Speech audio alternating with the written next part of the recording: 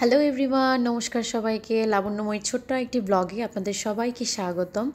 সবাইকে শারদীয় শুভেচ্ছা এবং শুভ ষষ্ঠী এবং মহাসপ্তমীর শুভেচ্ছা। ষষ্ঠী এবং সপ্তমী একসাথে বলার কারণ হচ্ছে আজকে আমার ব্লগটিতে ষষ্ঠীর সারাদিন এবং সপ্তমীর সকাল কিভাবে কাটলো তাই আপনাদের সাথে শেয়ার করার জন্য চলে এসেছি। ষষ্ঠীর সারাদিন আসলে আমার টেইলার্সেই কেটে গেছে। আমি আর আমার ছেলে একটা ফানি ভিডিও মেক করেছিলাম যে ষষ্ঠী থেকেই বৃষ্টি শুরু হবে।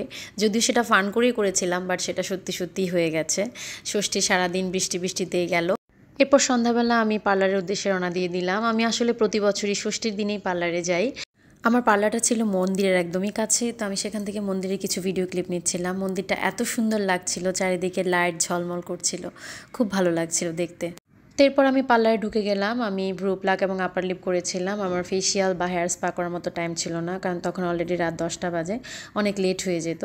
এরপর আমি মন্দিরে গেলাম। মন্দিরে গিয়ে এবার প্রথম মায়ের দর্শন পেলাম। গিয়ে দেখলাম সেখানে লাইটিং হচ্ছে এবং সব ছেলেমেয়েরা খুব নাচানাচি করছিল, আনন্দ ফুর্তি করছিল। খুব সুন্দর সুন্দর গান বাজছিল দুর্গা মায়ের। যদি আমি এখানে গানগুলো মিউট করে দিয়েছি কারণ কপিরাইট হওয়ার সম্ভাবনা থাকতে পারে। তো এরপর আমি মন্দিরের যে কমিটির লোকেরা ছিল তাদেরকে জিজ্ঞেস করলাম যে সপ্তমীর সকালের অঞ্জলিটা কয়টা বাজে হবে। এবার আসলে পুজোর তিথিগুলো খুব জটিল সময় পড়েছে, কোনোটা হয়তো রাতের দিকে বা ভোরের দিকে।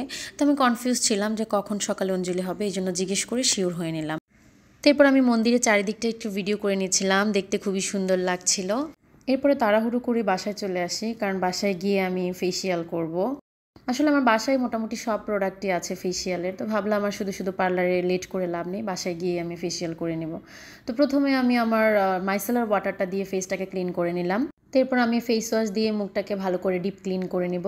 আমি আসলে খুব অলস টাইপের, আমার স্কিন কেয়ার করার মতো বা ফেসিয়াল করার মতো সব ধরনের প্রোডাক্ট ঘরে থাকার পরেও আমার খুবই আলসেমি লাগে এগুলো করতে। এরপর আমি ফেসিয়াল স্ক্রাব দিয়ে মুখটাকে ভালো করে ঘষে নেব। এক্ষেত্রে ফেসটাকে খুব ভালো করে ম্যাসাজ করতে হবে চারিদিকে ঘুরিয়ে ঘুরিয়ে, তাহলে আপনার ফেসটা খুব বেশি সফট হবে এবং ফেসিয়ালটাও ভালো হবে। আমি এখানে 2টা স্ক্রাব ইউজ করেছি। এরপর ভালো করে মুখটা ধুয়ে তারপর মুখটাকে মুছে নিতে হবে। এরপরেই তো আমার হাতে আপনারা একটা সুইয়ের মতো অস্ত্র দেখতে পাচ্ছেন। আমি আসলে এটাকে অস্ত্রই বলি। এটা দিয়ে যদি কারো নোজে ব্ল্যাক হেডস বা হোয়াইট হেডস থেকে থাকে তাহলে সেটা ক্লিন করা যায়। এটা অনেকটা ম্যাজিকের মতো কাজ করে। তো এরপর আমি ডক্টর রশিলের কয়েকটা মাস্ক নিয়ে নিয়েছি। আমার কাছে 3টা মাস্ক ছিল। তো আজকে আমি ডক্টর রশিলের vitamin C and turmeric clay স্টিকটা ইউজ করছি। এই ক্লে স্টিকটা আপনার স্কিনটাকে খুব সুন্দর একটা গ্লো দেবে।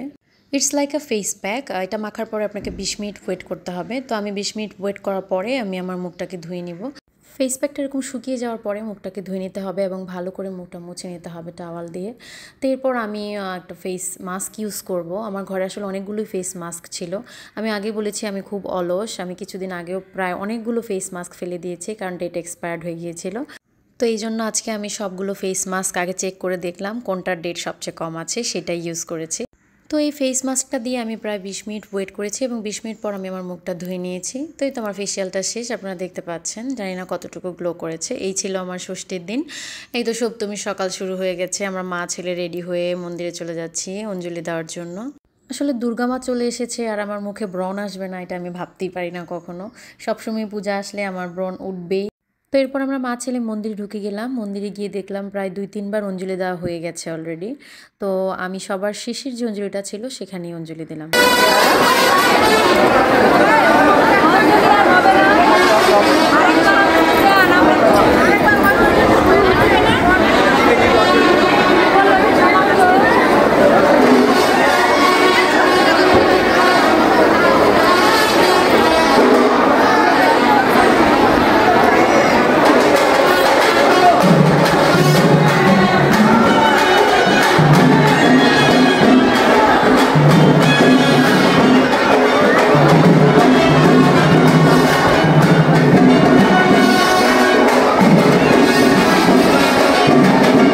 তো এই যে আমাদের অঞ্জলি দেওয়া শেষ। সেখানে আমার দেবরের বউ, আমার মাসির শাশুড়ি এবং দেবরের বাচ্চারাও ছিল।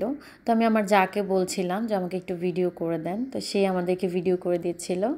মাঝখানে অনেক লোকজন আসা যাওয়া করছিল, যার জন্য ভিডিওগুলো খুব একটা ভালো হয়নি।